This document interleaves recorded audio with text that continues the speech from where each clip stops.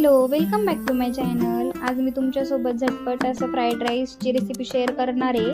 त्यासाठी माझ्याकडे रात्रीचा भात होता थोडासा शिल्लक, मग म्हटलं त्याला परतून घ्यावं आणि असे व्हेजिटेबल्स खाल्ल्या जात नाही, त्यामुळे व्हेजिटेबल्स वगैरे टाकून छान असं परतला तो।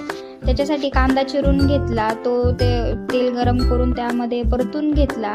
परतून घेतल्यानंतर त्यामध्ये आलं लसूण पेस्ट टाकली, तीही छान अशी परतून घेतली। थोडासा कांद्याचा कलर बदलल्यानंतर त्यामध्ये शिमला मिरची टाकून घेतली आणि वरतून थोडंसं मीठही टाकलं, कारण शिमला मिरची शिजायला वेळ लागतो। थोडंसं मीठ टाकल्यानंतर ती व्यवस्थित आणि पटकन शिजली जाते, त्याच्यामुळे छान असं मीठ वगैरे घालून 2 मिनिटांसाठी ते शिजून घेतलं आणि त्यानंतर टोमॅटोही टाकला। टोमॅटोही मस्त असं तेलामध्ये छान असं थोडासा मऊ होईपर्यंत परतून घेतला आणि मसाला टाकला। मसाल्यामध्ये मी पावभाजी मसाला आणि मटन मसाला टाकला होता, थोडासा हळद वगैरे टाकून सर्व एकत्र करून घेतलं छान असं मसाला।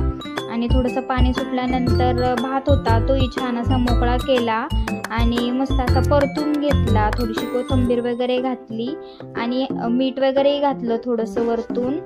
भाताला ऑलरेडी मीठ होतं त्यामुळे थोडंसंच घातलं आणि छान असं परतल्यानंतर खूप छान मस्त असा भात तयार झाला आणि तो सर्वांनाच आवडला। मस्त असं याचा नाश्ता केला।